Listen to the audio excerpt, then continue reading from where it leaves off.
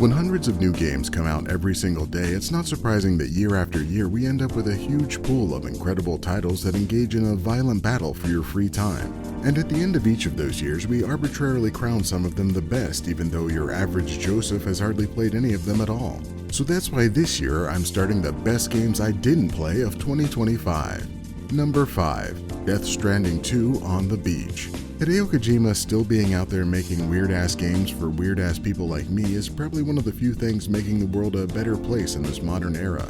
Death Stranding was a strange delight to play, and even though I don't like the horror aspects because I don't like horror games, it didn't stop me from having a great time and expecting a similarly great time with this perhaps even weirder-ass follow-up.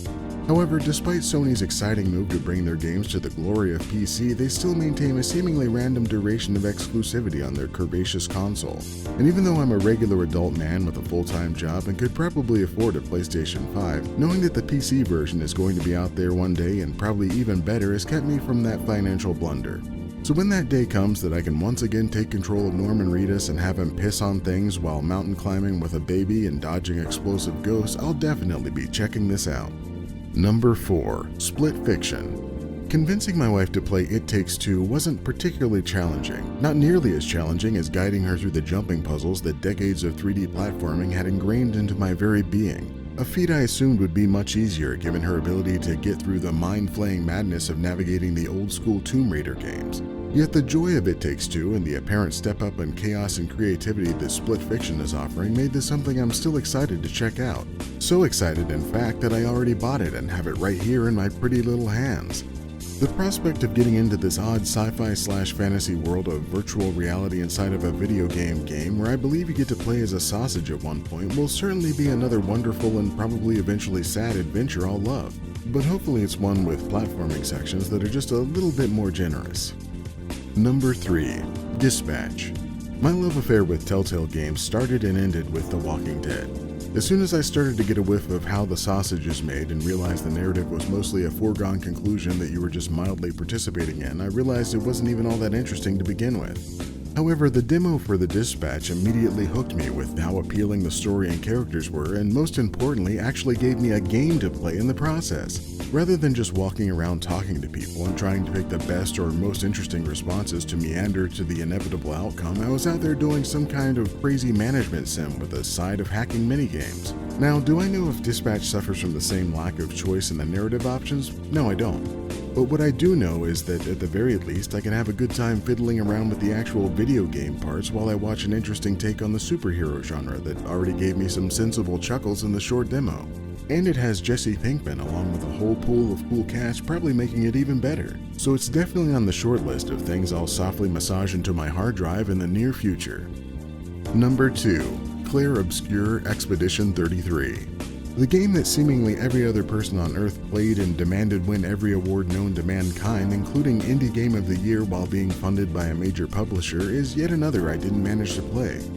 But if you ignore that situation and the other fairly controversial aspects about the development, you're still left with a visually distinct game that has a story involving whatever the hell is going on with this painting lady and people taking violent pilgrimages to stop her. And the idea of using classic turn-based tactics and quick-time events like the best and worst of late 90s and early 2000s Final Fantasy games is one that really makes me look like a fool for not jumping on it launch day.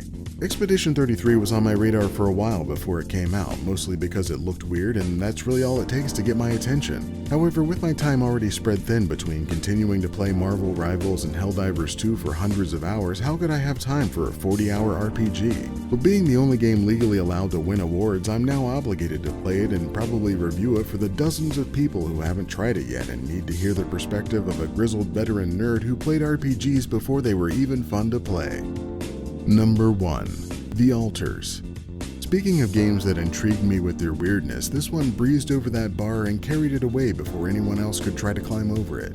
When I tried the demo, I loved the mind-bending aesthetic and small chunk of the narrative about being marooned on a planet that yearns to kick your ass, with the only respite being a gigantic wheel you have to power up to cruise away from the sun. And the only way you can get all of this working is to clone yourself? Now that's a ridiculous problem and subsequently even more ridiculous resolution that deserves my attention. Now the question returns, why didn't I play something that I already knew I'd like, wanted to play, and have access to by maintaining my occasionally forgotten Game Pass subscription? And the answer is, I don't really know. Perhaps I was distracted by the sea of demos in the June Steam Next Fest, or I was outside because the sun still existed and I wasn't living in the dark cold trials of winter. Whatever the case, The Alters is at the top of the list of games I plan on trying to play before the next year buries 2025 in a new layer of bullshit, battling for the moments of free time I still have remaining in my life. But the fact is, by the time you see this, 2026 is already upon us, and in the seconds after the new year dawns, tens of thousands of games will have already released and begun demanding my attention.